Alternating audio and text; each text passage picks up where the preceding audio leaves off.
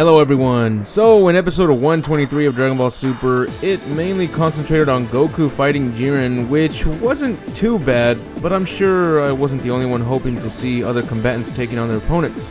We did get to see Frieza taking on Dispo for a bit, but it was funny how it started off in this episode. Frieza was still being dragged around by his tail and once again being slammed on the rocks around the arena. But it was cool seeing that the creators haven't forgotten that Frieza can levitate rocks and toss them at his opponent. But even though he levitated them, he didn't toss them. He instead went back to shooting a laser beam from his index finger, even though it's been failing this whole time. Meanwhile, 17 and Gohan were working together to take down Toppo, but since they've never worked together before, their teamwork isn't working at all. Remember this, as it's going to be brought up again by the end of this review. So after figuring this out, 17 tells Gohan why their teamwork isn't working. So his plan is to distract Toppo, get close enough to use his energy barrier around the two of them, and have Gohan launch a Kamehameha to push them both out. That's the stupidest plan to go with! How many characters have tried to sacrifice themselves in this tournament and actually managed to take down their opponents with them? That's a horrible plan, especially now that the tournament is so close to ending. They're down to 7 minutes now. So I think that in Dragon Ball logic, that means that the tournament should be ending around 7 or 8 episodes, right? So they clearly need a much better plan if they want to defeat Toppo. This should be one of the best teamworks to have. Gohan and 17. In the future of Trunks, that would be like impossible to happen. Like Goku teaming up with Broly. But here, it appears to not be going well at all. But why would it? I mean, this Gohan is performing like Tien. It doesn't look like Gohan is going to surprise us anytime. In fact, I'm still thinking that he'll be eliminated next. It's just a matter of time. So for the rest of the episode, we get to see Goku fight against Jiren. I like that Goku finally started coming up with good plans to eliminate Jiren. And his final plan with the Destructo Discs did surprise the hell out of me. But of course, Jiren being Jiren, he could just easily find a way to avoid falling off, to which he does. So Goku's tactics don't work, and now Jiren starts tapping into his real power. Now after being easily defeated in the previous episode, Vegeta manages to get back up as if that beatdown did nothing, and he finally achieves his own form of Ultra Instinct. I like that. It's a bit old school, but definitely better than concentrating on that tingly, itchy feeling on his back. Now, seeing as Goku has been able to go Ultra Instinct twice now in this tournament, it really makes me wonder why he didn't use it along with Vegeta if he's capable of doing it. It's definitely better than busting out with the Super Saiyan Blue Kaioken, because that's gotta be draining his energy to the core. Oh, but what am I saying? Dragon Ball Super portrays Goku like he's half Saiyan, half Android. He's got unlimited power, so I'm sure that if their efforts are still not enough to take down Jiren, then Goku will still have enough energy to go Ultra Instinct even after using Super Saiyan Blue Kaioken.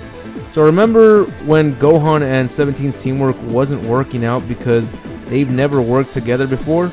Well, it turns out that this is exactly what appears to be working for Goku and Vegeta against Jiren. Jiren seems to be put on the ropes by their teamwork.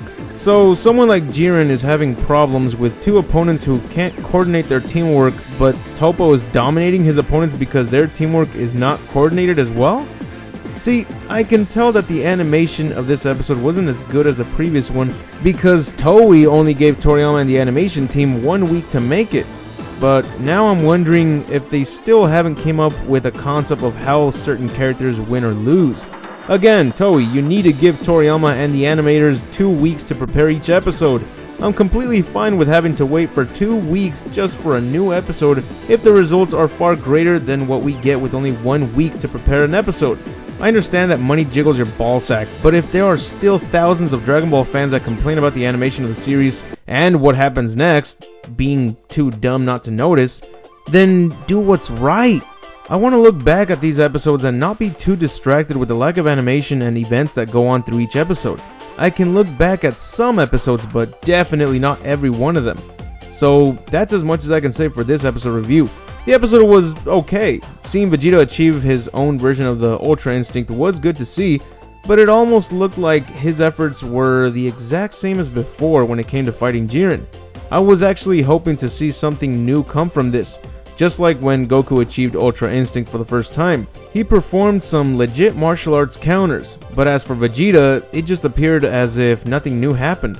leaving me to wonder yet again if this episode did also take 2 weeks to make, then would Vegeta end up pulling off some impressively well animated counters like Goku performed in his Ultra Instinct? Who knows, maybe we will get to see it happen in the next episode. But from the looks of the sneak preview for the next episode, it looks like it will be concentrating on Frieza's fight with Dispo. But only this time, Gohan is working together to do this. Frieza is more than capable of taking down Dispo, but he hasn't done anything to him because he'd rather continue mocking him and shooting laser beams from his finger than to simply bust out with his golden form just to quickly get rid of him. But instead, he's going to need Gohan's help?